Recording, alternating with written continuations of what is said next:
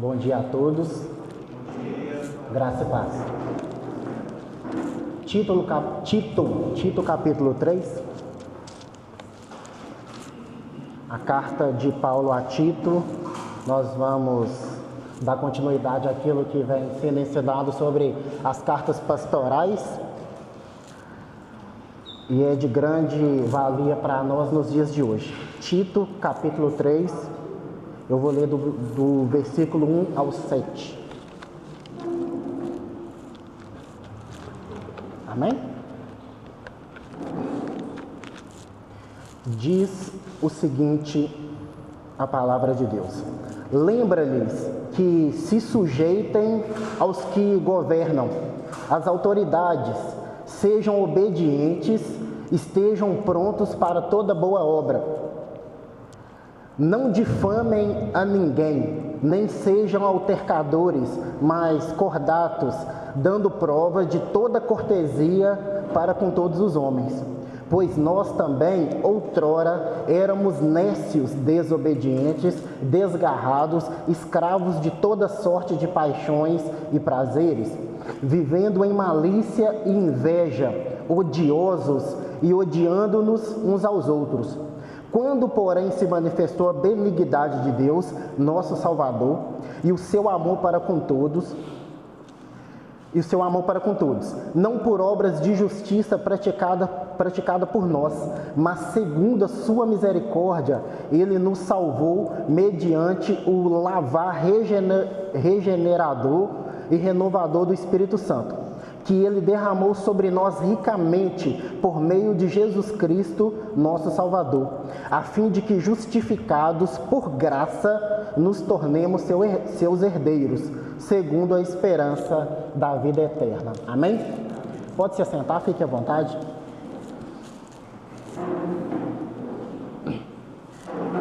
A palavra de Deus, ela foi nos dada graciosamente pelo próprio Deus, Antigo Testamento para os judeus e para nós também, e o Novo Testamento para nós cristãos que cremos no sacrifício, na obra redentora de Cristo na cruz. A palavra de Deus ela é para nos guiar, para nos ensinar, para nos levar até onde o Pai quer que estejamos. Ignorar a palavra de Deus significa que talvez não somos convertidos, que não tenhamos o Espírito Santo e por aí vai. A palavra de Deus é quem nos direciona.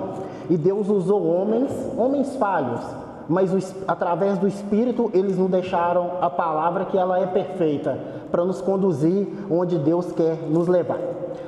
Quando você volta no Evangelho, lá no Evangelho de Mateus capítulo 4, Jesus ele é batizado por João, ele é levado ao deserto, ele é tentado por Satanás. Assim que a tentação dele acaba, ele chega em uma região, Mateus 4,17, e ele começa a pregar, e ele diz: arrependei-vos, porque está próximo o reino de Deus ou o reino dos céus. Jesus, ele pregava arrependimento todos os dias, e as pessoas elas iam se tocando que eram pecadoras, e elas seguiam esse Cristo. Peraí, sou pecador, e esse homem está dizendo que se eu não pecar, eu não vou herdar esse reino dos céus, então vou segui-lo. E as pessoas iam seguindo Jesus, e aí formou a igreja, a qual nós chamamos nos dias de hoje. E a igreja, ela é feita de pecadores arrependidos, mas você tem que saber de algo extremamente importante. Um pecador arrependido não significa que ele vá voltar, que ele não vá pecar novamente. Um pecador arrependido, ele sabe que ele é um pecador e por isso ele é arrependido. Ele se arrepende das suas falhas, ele sabe que ele é miserável, ele sabe que ele é pequeno, ele sabe que ele tem defeitos e ele consegue conviver com isso. Se nós não conseguimos viver com isso, é porque nós não nos arrependemos, é porque a nossa mente está cauterizada por algum momento. Mas o irmão que se encontra ao seu lado, ele é pecador, ele é falho, e talvez os pecados dele sejam piores do que os seus, e ele sabe muito bem disso. Pois bem, quando você pega quando você tem certeza de que nós somos pecadores e que nós somos falhos, conviver em comunidade fica mais fácil. Seu irmão vai falhar, ele vai falar algo que não deve, você vai se ofender, mas você deve lembrar que ele é falho e é pecador, assim como você o é. E o apóstolo Paulo, ele escreve a todas as igrejas. Quando você vê no livro de Atos, a igreja formada, ela tinha problemas e dificuldades, e daí por diante, Romanos, 1º e 2º Coríntios, Gálatas, Efésios e daí por diante, a Igreja de Cristo ela é formada por pessoas falhas, pessoas que talvez você olhe e fale, rapaz, esse irmão não vai herdar a salvação. E julgar isso nos nossos dias é muito fácil, apontar o dedo e falar, irmão, esse cara não vai ser salvo, porque esse cara é terrível. E ainda bem que não somos nós que salvamos, é Cristo. Porque se fosse nós que salvássemos, talvez nem nós mesmos seríamos salvos. Talvez nós falávamos, rapaz, não mereço o céu, vou para o inferno. Tendo dito isso, a carta de Tito, que Paulo escreve a Tito, ela é interessante porque estava em Creta, os irmãos aqui ouviram nos últimos estudos. Tito estava em Creta e a igreja de Creta ela era mal falada por um motivo. Os cretenses em si, eles eram mentirosos, eles eram preguiçosos e eles não gostavam de submeter autoridades, como nós nos dias de hoje, nada fora do padrão. A Creta estava provavelmente debaixo do governo de Roma e os cretenses eles eram mal falados, as pessoas não viam eles com bons olhos. E Tito estava lá e tinha uma igreja evangélica lá. E Paulo escreve, lembra-lhes que se sujeitem aos que governam, as autoridades, sejam obedientes e estejam prontos para toda boa obra. Uma das coisas que os irmãos devem saber é que a obra de Deus ele transforma homens e mulheres em uma nova humanidade. Deus ele nos transforma. Se você voltar ao seu passado, você era uma pessoa terrível.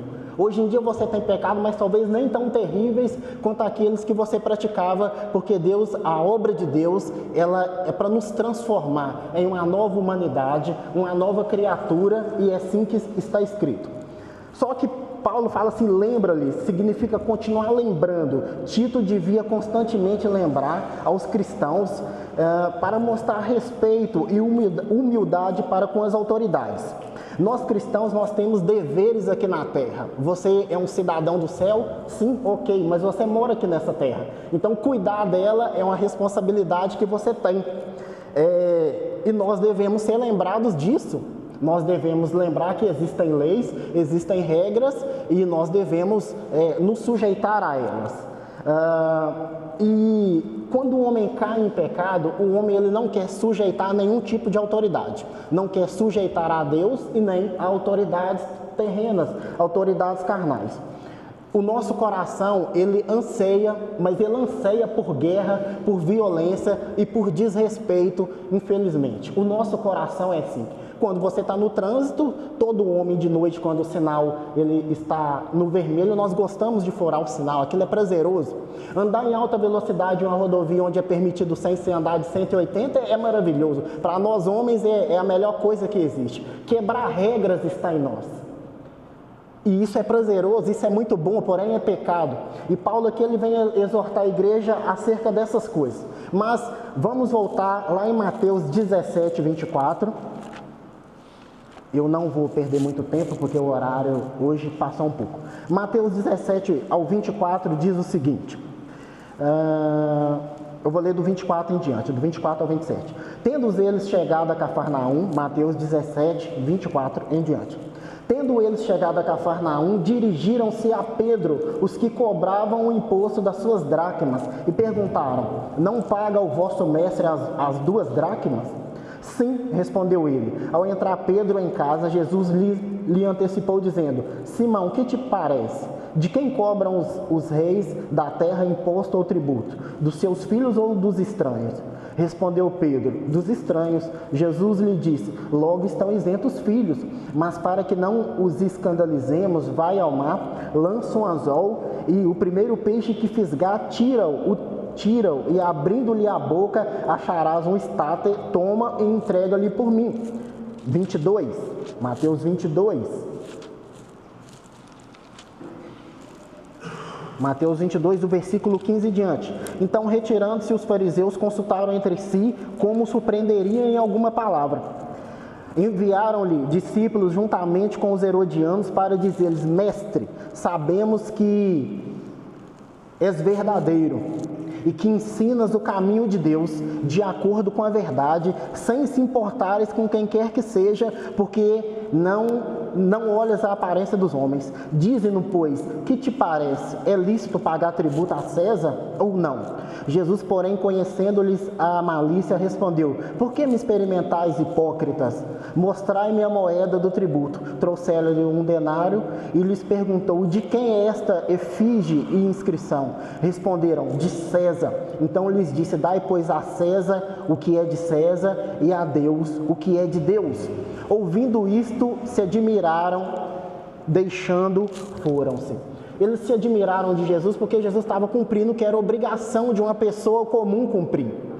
Tinham que se pagar impostos naquela época. Jesus, sendo filho de Deus, ele poderia ser isento disso? Sim, ele falou, ele deixou claro isso. Mas para que não houvesse escândalo, ele cumpriu aquilo que era uma regra, que era uma lei e que era bonita aos olhos das pessoas. Eles procuraram Jesus porque eles também não queriam pagar impostos. Assim como o pastor deixa claro que quando nós não somos obrigados, não é uma regra, não é uma lei da igreja dizimar, a maioria de nós não quer dizimar. Então eles procuram Jesus para isso. Senhor, é lícito pagar impostos? E Jesus mostra e fala assim: o rosto de quem está aqui, de quem é esse rosto? Então, irmãos, nós como igreja, nós devemos nos sujeitar a autoridades. A rebeldia sim está no nosso coração, como estava nessa igreja aqui em Creta. Mas nós somos cristãos, nós somos diferenciados, nós somos uma nova criatura. E se for para nós agir como o mundo, qual que é a graça? Se for para agir igual ao mundo, por que está aqui diante de Jesus que fez um sacrifício por nós? Devemos ser igual a Ele. É difícil? Sim, é difícil. Você não vai se tornar alguém moralmente correto da noite para o dia. Leva tempo e talvez você nunca vai alcançar. Mas Cristo, Ele nos dá essa ordem, assim como Ele ensina aos seus discípulos. E fala para fazermos boa obra. A igreja, desde quando a igreja foi fundada, há 21 séculos atrás, ela é a maior fazedora de boas obras que existe. A igreja é quem resgata dentro dos presídios, e aqui eu não vou falar de placa se é católica, se é metodista ou nós reformados, mas eu vou usar o termo igreja, a de Cristo, a verdadeira, a invisível. Ela é a maior ressocializadora que existe. É a igreja que vai aonde o Estado não consegue ir. Isso são boas obras. Na época da pandemia, pessoas não morreram de fome porque a igreja verdadeira, sustentaram essas pessoas. Não porque o governo liberou 200, 400 reais, não. Mas porque a igreja, ela é obrigada a praticar boas obras, a ajuda de misericórdia. Essas boas obras estão nas nossas mãos. Do Antigo ao Novo Testamento, Deus, ele nos ordena. É uma ordem da parte de Deus. A igreja, cada irmão, cada cristão, praticar boas obras. Isso vai te levar para o céu? De forma alguma. A partir daí nós veremos isso. Mas a marca de uma igreja verdadeira e que serve a Cristo é praticar as boas obras. E ele continua no versículo 2. Voltando lá a Tito. No versículo 2, não difamem ninguém, não sejam altercadores, mas cordato, dando provas de toda cortesia para com todos os homens. A lógica do cristão é não difamar, é não falar mal do seu irmão. Essa é a nossa lógica cristã. Mas os crentes não devem ser... Voltando, porque é pecado, não devemos insultar ou usar linguagem abusiva. Isso não tem nem que ser lembrado, porque tem que fazer parte da nossa vida. O Espírito Santo é Ele quem nos mostra quando você está falando algo que não deve ser falado. Você já fez algum comentário ácido e se arrependeu disso em algum momento? Senta lá na sua cama após um banho e fala: não deveria ter falado tal coisa. É porque o Espírito Santo te convenceu de que você falou algo que não devia. Talvez você difamou o seu irmão, e difamar alguém também é prazeroso. Para falar mal de alguém, de um ex-pastor seu, de um ex-líder seu, de uma ex-empresa onde você trabalhou. É bom demais. Se você achar mais 2 ou 3 pessoas para se juntar na sua ideia falando mal de alguém, é ou não é bom? O tempo passa e você nem vê, mas é pecado. E a Bíblia fala para não o fazermos. Uma exigência mais estrita é que os crentes não devem ser contenciosos ou polêmicos. E hoje, infelizmente, é comum nós sermos contenciosos ou polêmicos, e eu vou abrir um parêntese aqui, e eu vou falar um pouco de política, que é algo que todo mundo odeia. Existe dois grupos de política, aqueles que são de esquerda e aqueles que são de direita.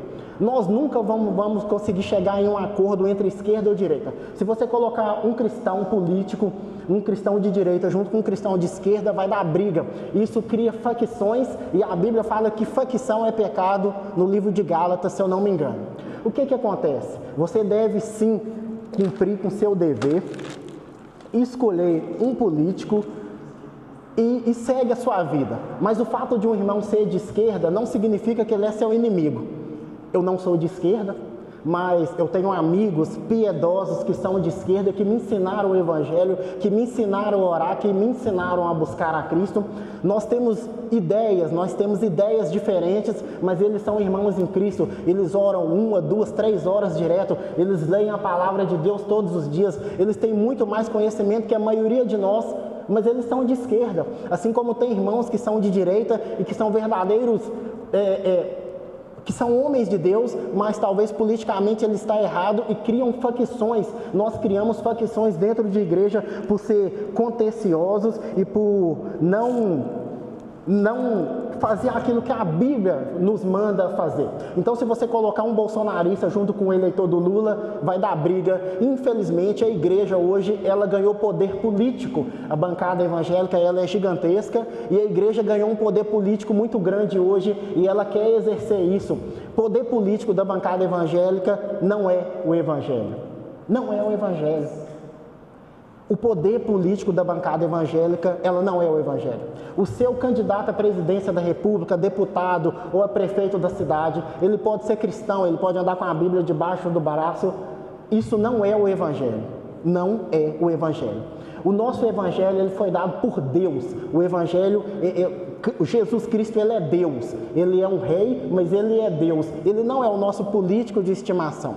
Então, talvez não deveríamos misturar as coisas. Vote conscientemente, procure o melhor eleitor possível. Mas se o seu irmão discordar de você politicamente, isso não é o evangelho. Isso é facção. E a palavra de Deus diz que facção é pecado. Como eu disse, um cristão de direita, ele não consegue ser gentil com um cristão de esquerda e vice-versa. Vai dar briga. E sempre deu briga. Eu vi isso em 2018, eu vi isso em 2022, eu fiz parte disso, eu levantei facções e um dia o Espírito Santo me trouxe a clareza de que eu não deveria fazer mais parte disso. Conheço de política, estudo política, eu passo horas tentando entender sobre política, sobre economia, sobre todas essas coisas. Eu tenho prazer em estudar política. Mas eu não quero isso não deve ser aplicado no nosso meio em comunhão. Fale isso num churrasco de brincadeira, fale isso no seu futebol, mas na igreja não é lugar disso, porque o nosso Deus, ele é o nosso rei, e o nosso conhecimento político, ele não tem nada a ver com o evangelho. Você pode achar que tem, mas não tem. Felizmente, graças a Deus por isso. Um cristão verdadeiro, ele mantém um contato positivo com as pessoas não cristãs. Abre mão do proveito pessoal, ele é solícito e ajuda ao necessitado.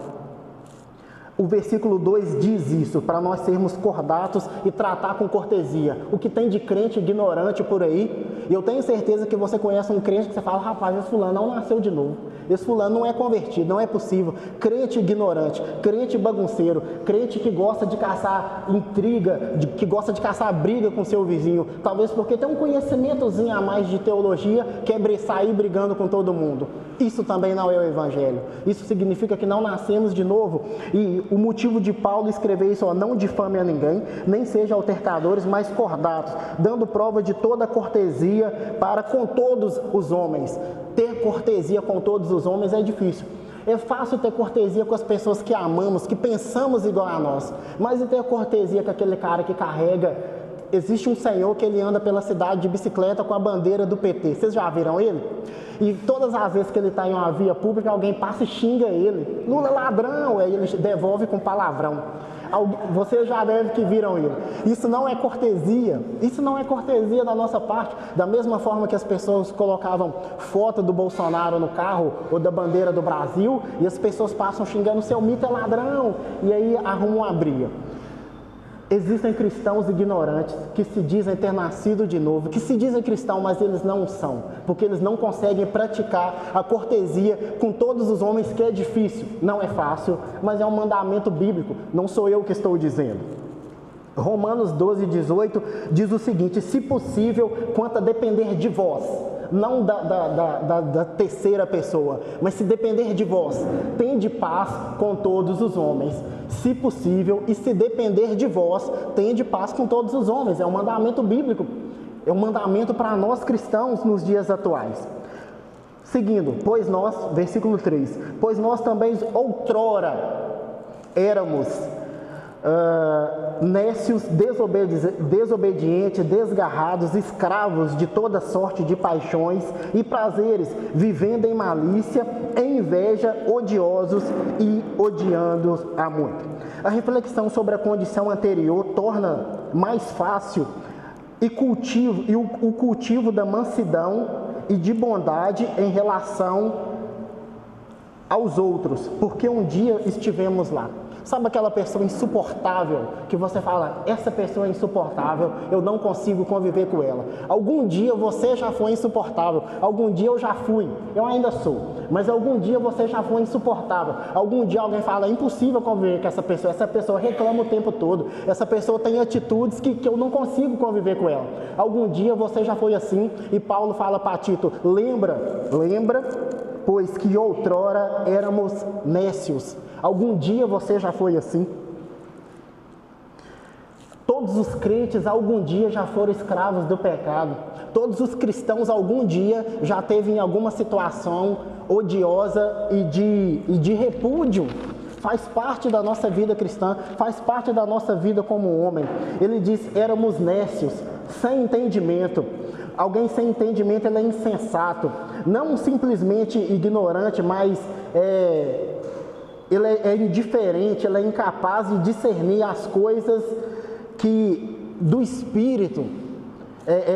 Alguém nécio e sem entendimento, ele não consegue discernir as coisas do Espírito, e isso precisa trazer à tona. E eu gostaria de deixar um conselho aqui nessa manhã. Eu vejo problemas no casamento entre o cônjuge, o seguinte, às vezes o homem é muito rígido e é muito duro. Nós homens, nós viemos que essa configuração de fábrica. A nossa configuração de fábrica é querer encrencar com a nossa esposa a todo tempo. Se nós não encrencarmos com a nossa esposa a todo tempo, você tem algum problema. Nós viemos com essa configuração de fábrica. Mas o Evangelho, ele tem que moldar isso em nós. Então você, irmãs em Cristo que está aqui nessa manhã, se o seu marido ele tem o coração duro, se o coração dele é endurecido, abre a palavra de Deus diante dele. E talvez você está pensando, mas o meu marido ele sabe demais de Bíblia, ele conhece mais do que eu, ele pode conhecer mais de Bíblia, mas talvez ele não tenha o Espírito Santo. Pressupõe para ele que talvez ele não conheça o Espírito Santo. Abra a Bíblia diante dele e fala, marido, essa palavra que você tanto lê aqui, você não está praticando ela segundo manda que não. E talvez ele vai tentar te ludibriar com outras palavras, ele vai usar toda a capacidade intelectual dele, mas aí você traz ele para o Espírito Santo, fala, peraí, mas o Espírito Santo diante dessa letra, diante dessas escrituras, não está amaciando o seu coração?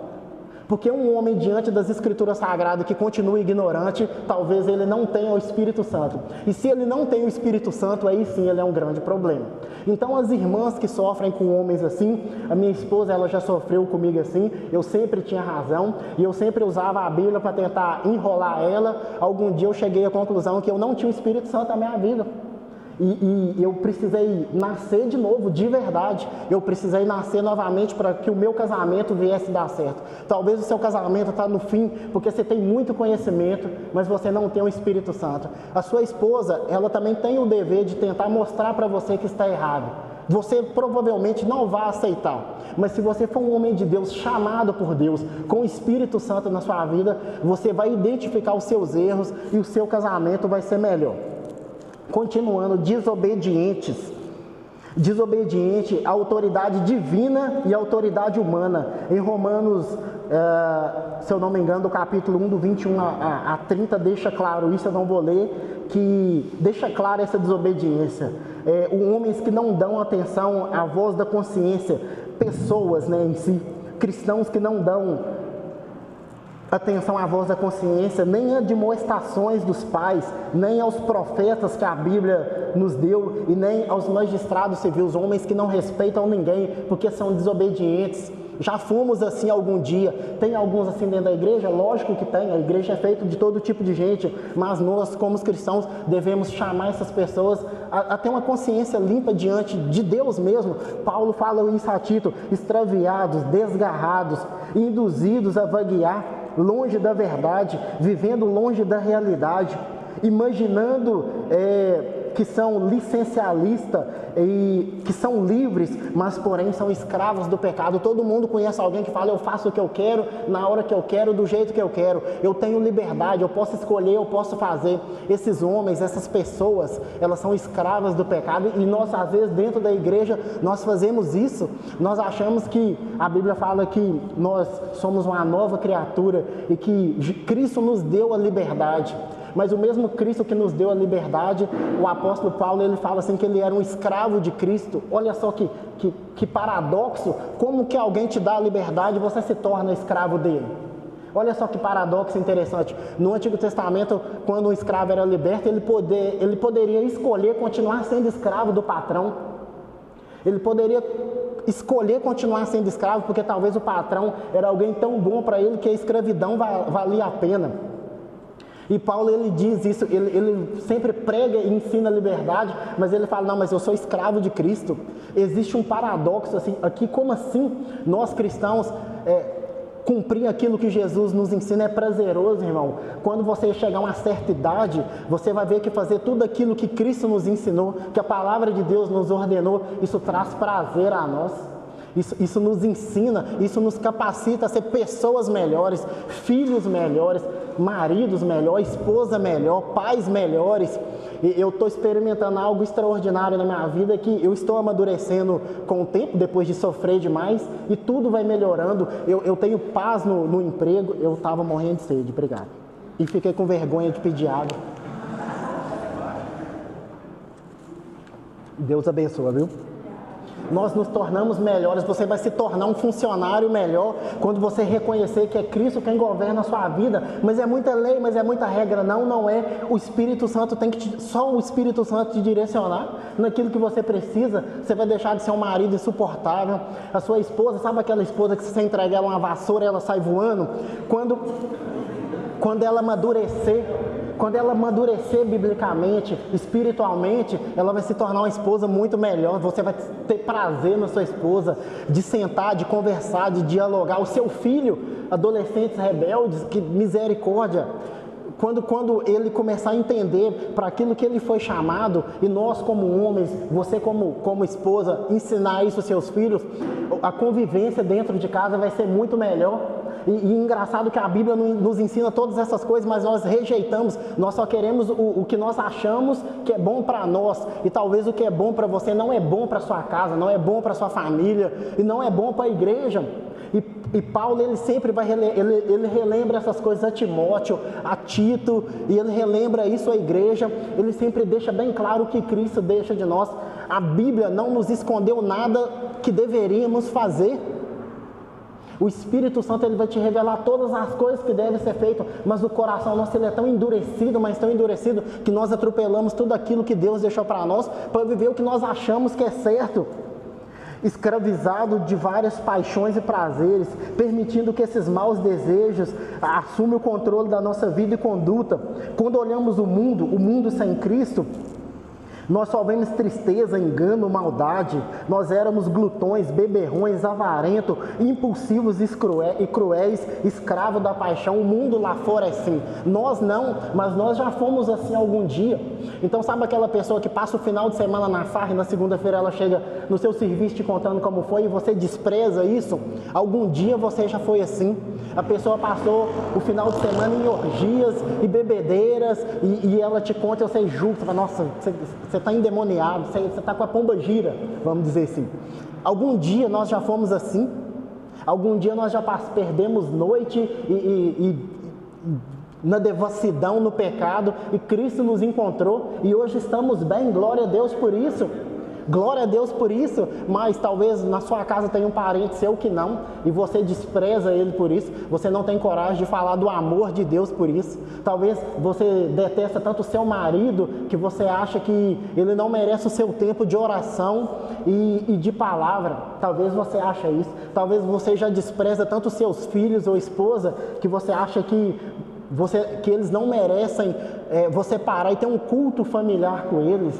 Ter um culto familiar com eles, isso é extremamente interessante. Nós estamos fazendo o trem de Páscoa, que eu esqueci o nome, o advento de Páscoa. Então as irmãs aí colocaram uma cartolina, e aí você senta com seu filho e ensina ele a Bíblia, não é isso? Isso é para que nós pais possamos nos aproximar mais dos nossos filhos, lendo a Bíblia, ensinando eles. Mas eu não sei, eu não entendo. Só leia, põe ele para ler. Eu ponho o meu filho para ler e vou fazendo ele perguntas. Ele erra a maioria, mas é o momento que nós temos de pai e filho ali no advento. Faça isso, não negligencie isso, é sua obrigação como pai, como mãe. E essas pessoas escravas das suas paixões é porque elas não conhecem a Cristo ainda, assim como nós não conhecíamos, assim como Cristo chegou pregando: arrependei-vos porque está próximo o reino dos céus. Aquelas pessoas viviam na região da sombra da morte, não só geograficamente, mas espiritualmente, elas estavam na sombra da morte. E a Bíblia fala que elas viram grande luz, e nós vimos essa grande luz, nós a enxergamos. Ela é Cristo, ela nos salvou, Ele nos resgatou, levando uma vida de malícia, de inveja, que consome, que destrói. E a inveja, ela mata. Caim matou Abel por inveja. Os irmãos de José jogaram ele no poço, queriam matar ele, venderam ele por inveja. Os fariseus tinham inveja de Jesus e talvez isso está consumindo o seu coração, irmãos. Isso não pertence a Deus. Odiosos, detestáveis, repugnantes, ofensivos, asquerosos. O pecador não convertido, ele provoca aversão por sua atitude para com Deus e para com os homens. Às vezes nós sentimos aversão de criminosos, de pessoas terríveis, que nós falamos: esse merece a morte e o inferno. Mas algum dia também fomos assim, e Paulo quer trazer a Tito, quer trazer isso na lembrança de Tito, da igreja em si, odiando uns aos outros e sendo odiados. Esse é o resultado natural do pecado em nós. A convivência entre pecadores gera ódio e morte. Tais fomos nós no outro tempo. Assim como fomos libertos, qualquer um à sua volta pode ser liberto. A graça superabundou onde abundou o pecado. Isso está escrito na nossa palavra de Deus. Onde abundou o pecado, superabundou a graça. Cristo, assim como a graça de Cristo te alcançou, me alcançou, ela pode alcançar também aquela pessoa que você crê que não. Aquela pessoa que está tudo perdido para ela, aos seus olhos, Cristo morreu na cruz por ela também. E a graça pode alcançá-la. Isso é a palavra de Deus. Versículo 4. Quando, porém, se manifestou a benignidade de Deus, o nosso Salvador, e o seu amor para com todos, ou seja, Cristo, quando Cristo se manifestou, nós nos tornamos novas criaturas. O contraste: um homem gera a destruição de outro homem, e Deus gera vida. Cristo é manifesto mostrando a bondade de Deus, o nosso Salvador que nos salvou da ira de Deus e da condenação. A benignidade de Deus aqui nos salvou da condenação e da ira de Deus. A maioria de nós acha que Cristo morre na cruz para nos salvar do diabo ou do inferno. Não. A morte de Cristo na cruz é para te salvar da ira de Deus, porque a Bíblia fala que nós éramos inimigos de Deus. E a ira de Deus, ela seria derramada, e ela está sendo derramada, e ela vai ser derramada sobre aqueles que não aceitaram a Cristo, aqueles que não receberam Cristo como seu Salvador. A morte de Cristo, o sangue dele derramado, aplaca a ira de Deus sobre você. E Deus, ele mostra a benignidade dele, nos dando Cristo, o seu único Filho, o Salvador. Continuando, e eu já caminho para o final. Versículo 5. Não por obras de justiça praticada por nós, mas segundo a sua misericórdia, Ele nos salvou mediante o lavar regenerador e renovador do Espírito Santo. Aqui mostra o que Deus é soberano. Ele diz o seguinte: não por obra de justiça praticada por nós, mas segundo a sua misericórdia. A bondade que você pratica, a justiça que você pratica, o respeito que você pratica, todas essas coisas não podem te salvar. É uma das características da igreja? Sim, é uma das características da igreja, mas isso não pode te salvar, e isso não vai te salvar. Eu vou te falar por quê. Existem pessoas lá fora que elas não são cristãos, elas são ateias, elas não creem em Deus, elas não creem em Jesus Cristo, que elas conseguem fazer coisas melhores do que nós, melhores do que você. Elas conseguem ser mais honestas do que nós, elas conseguem ser pessoas muito melhores do que nós, mas elas não creem em Cristo, então elas estão debaixo da condenação de Deus, elas estão debaixo da condenação eterna, debaixo da ira eterna, mas são pessoas boas, são pessoas legaisinhas. Sabe aquela pessoa que você conhece que você fala, nossa, mas fulano é tão bom, só faltou ser crente? Pois é, essa pessoa boa que só faltou ser crente, provavelmente ela será condenada porque ela não aceitou Cristo como Filho de Deus que morreu pelos pecados dela. Então as nossas boas obras, elas não nos salvam. A soberania de Deus é quem nos salva. A soberania de Deus, nos doando a Cristo na cruz, é quem nos salva. A nossa boa teologia, ela não nos salva. A nossa boa teologia não é o Evangelho. A nossa boa teologia vai nos mostrar o Evangelho e vai trazer clareza para nós acerca do Evangelho, mas ela não é o Evangelho. Tudo aquilo que você sabe, tudo aquilo que você faz, tudo aquilo que nós praticamos, que nós julgamos necessariamente bom, não pode nos salvar. Cristo é quem pode nos salvar. A nossa fé em Cristo vai nos levar a uma vida de arrependimento e isso sim pode nos salvar. E Paulo, ele fala isso, não por obras de justiça praticada por nós, mas segundo a misericórdia. Ele nos salvou mediante o lavar regenerador e renovador do Espírito Santo. Não em virtude de obra que nós mesmos realizamos. E não de justiça, mas pelo Espírito Santo que regenera, renova, convence do pecado e nos leva a Cristo. A maravilhosa obra de Deus é feita em nós pelo Espírito Santo. Lembra quando eu falei aqui de você chamar aquele seu marido do coração endurecido e mostrar a ele que talvez ele não tenha o Espírito Santo, ou a sua esposa, ou seus filhos, ou até mesmo seus pais? Pois então, se o Espírito Santo ele não nos chamar, ele não nos regenerar, ele não nos lavar e não nos convencer, nós nos tornamos demônios. Demônios com conhecimento, porém demônios.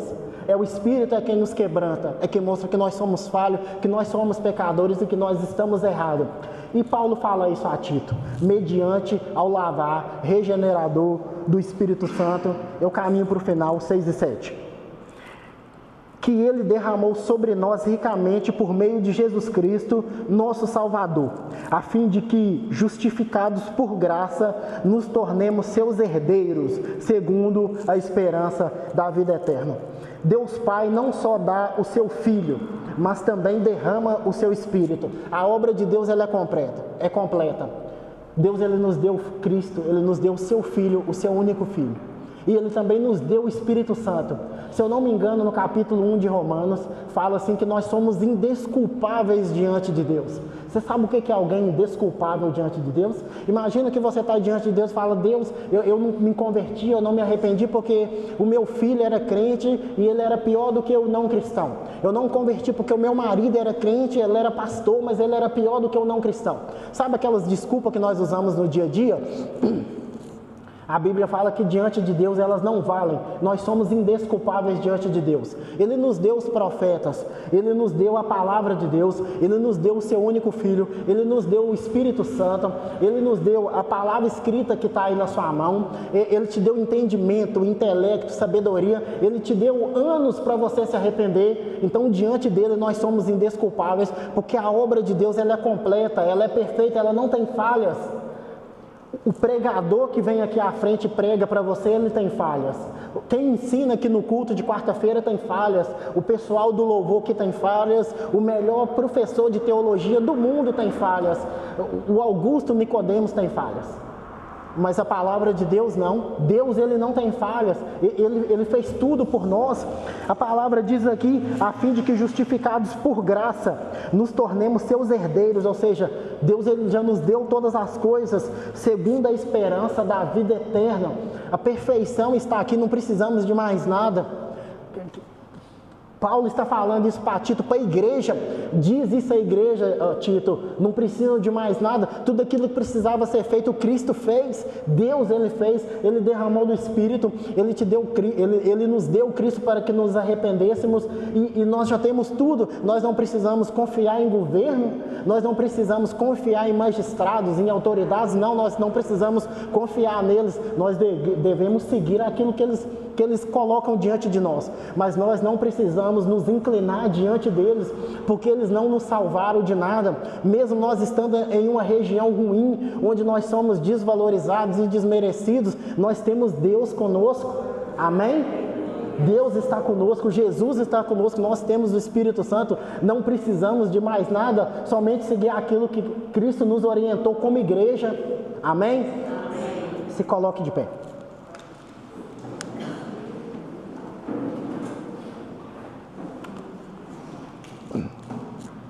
Como igreja, nós devemos ter virtudes.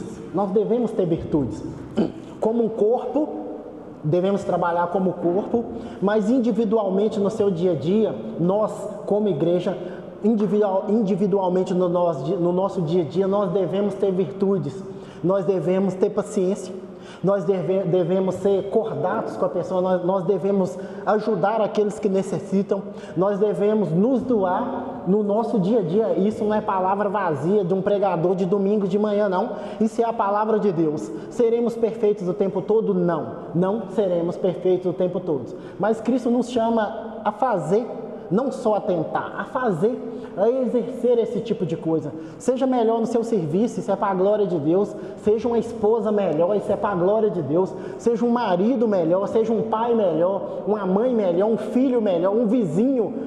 Seja um vizinho melhor para a glória de Deus. Seja alguém que as pessoas... Não seja um falso, um cínico, mas seja alguém que as pessoas procuram no momento de dificuldade, que seja alguém confiável. E hoje em dia é tão difícil ser confiável. A maioria de nós talvez não confia uns aos outros aqui, nesse exato momento dentro da Igreja Redenção. Talvez você tenha problemas que você é incapaz de confessar para o seu pastor ou para o seu irmão, porque talvez você não confia, talvez você foi ferido em algum momento ou foi enganado. E sim, é difícil confiar. Eu tenho problemas com isso até os dias de hoje. Mas Cristo nos chama a ser diferente, a todos os dias a ser renovados por esse Espírito que é a palavra de Deus. Não seremos perfeitos, mas nós tentaremos. Vamos morrer tentando. Amém? Vamos orar ao Senhor nessa manhã. Pai, o Senhor é santo e o Senhor é bom, e o Senhor nos chamou, o Senhor nos atraiu, o Senhor deu o seu único filho em sacrifício em favor de nós, em favor da tua igreja, que é pecadora, ó Pai, que é composta de pessoas, de pecadores arrependidos. Essa é a palavra. Nós nos arrependemos todos os dias das nossas falhas e dos nossos pecados, e o Senhor nos regenera através do teu Santo Espírito todos os dias. Nós temos falhado com o Senhor, nós temos falhado com as autoridades, com o nosso cônjuge, com a nossa família, com a nossa casa. Nós temos falhado com a Igreja Redenção e com nossos irmãos em Cristo, e o teu Santo Espírito todos os dias nos regenera e nos traz a consciência de que precisamos nos arrepender e continuar crescendo como cristãos. Que o Senhor, ó Pai, que o Espírito venha quebrar o nosso coração, que o Espírito venha lesionar o nosso coração, e que nós venhamos buscar, ó Pai, todos os dias o Senhor, a Tua face, a Tua presença, que nós venhamos, ó Pai, ser renovados, que as nossas forças venham ser renovadas em Cristo, aquele que nos salvou, aquele que nos resgatou para si mesmo, ó Pai.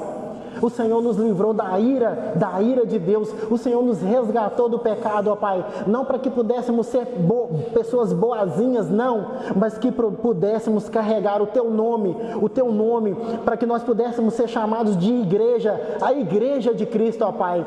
Que contém falhas. Sim, ó Pai, nós que falhamos, não o Senhor. Mas que nós estamos aqui para fazer aquilo que Cristo nos chamou e nos ensinou, que é pregar a pecadores e os levar ao arrependimento, mediante o Espírito Santo, ó Deus. Em o nome do Senhor Jesus, nos ensine. Em nome de Jesus. Amém. Amém? Deus abençoe.